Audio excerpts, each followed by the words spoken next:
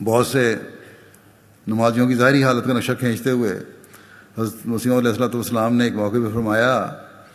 کہ بہت ہیں کہ زبان سے تو خدا تعالیٰ کا اقرار کرتے ہیں، لیکن اگر ٹٹول کر دیکھو تو معلوم ہوگا کہ ان کے اندر دہریت ہے، کیونکہ دنیا کے کاموں میں جب مصروف ہوتے ہیں تو خدا تعالیٰ کے قہر اور اس کی عظمت کو بھول جاتے ہیں۔ اس لیے یہ بات ضروری ہے کہ تم لوگ دعا کے ذریعے اللہ تعالیٰ سے معرفت طلب کرو۔ معرفت اللہ تعالیٰ کی حاصل کرنی ہے تو وہ بھی دعا کے ذریعے سے مانگو اس کی، بغیر اس کے یقین کامل ہرگز حاصل نہیں ہو سکتا۔ وہ اس وقت حاصل ہوگا جب یہ علم ہوگا کہ اللہ تعالیٰ سے قطع تعلق کرنے میں ایک موت ہے۔ یقین کامل اس وقت حاصل ہوگا، معرفت اس وقت حاصل ہوگی جب یہ خوف ہو کہ کہیں اللہ تعالیٰ سے جب میں نے تعلق کاٹا،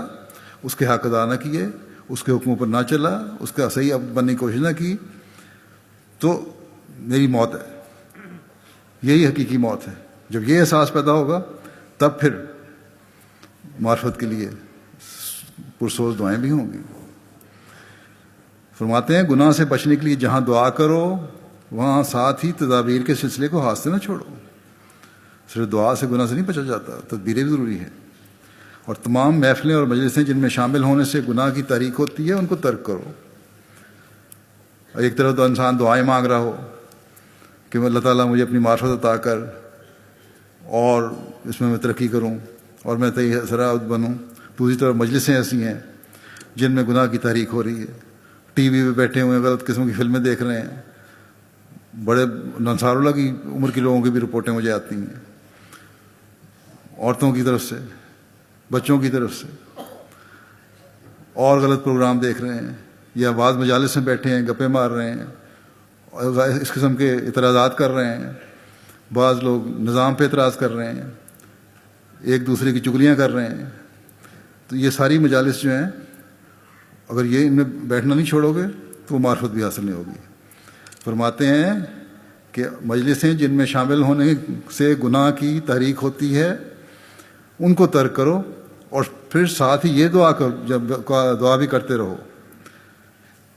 ترک بھی کرو اور دعا بھی کرتے رہو کہ معرفت اللہ تعالیٰ عطا فرمائے۔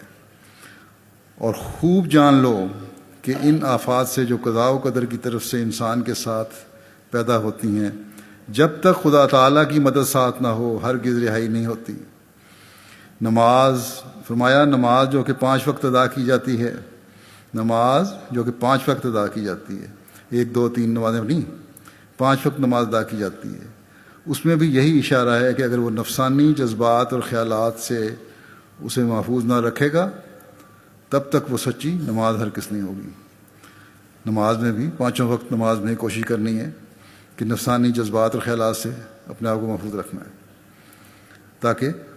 حقیقی نماز ہو۔ فرماتے ہیں نماز کے معنی ٹکرے مار لینے اور رسم اور عادت کے طور پر ادا کرنے کے ہرگز نہیں۔ نماز وہ شے ہے جسے دل بھی محسوس کرے کہ روح پگھل کر خوفناک حالت میں آہستہ آہستہ الوہیت پر گر پڑے، ایسے دل میں احساس پیدا ہو، سوز پیدا ہو، گزارش پیدا ہو، جذبات پیدا ہوں، رکت پیدا ہو کہ اللہ تعالیٰ کے حضور گر پڑو اس حالت کے ساتھ۔ فرمایا کہ جہاں تک طاقت ہے وہاں تک رکت کے پیدا کرنے کی کوشش کرے اور تضرع سے دعا مانگے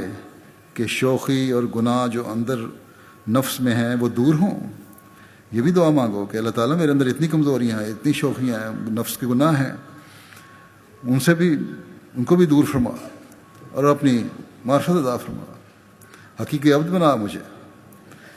فرمایا کہ اسی قسم کی نماز بابرکت ہوتی ہے،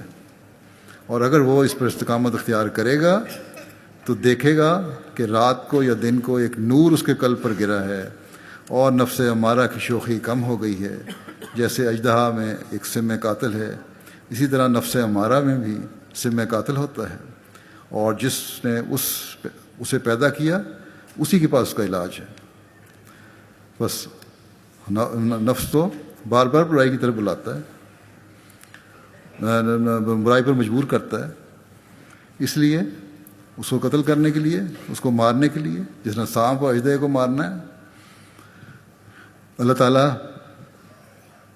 کو ہی تلاش کرنا پڑے گا۔ بس یہ اسی پہلو کو ہمیں ہر وقت اپنے سامنے رکھنا چاہیے.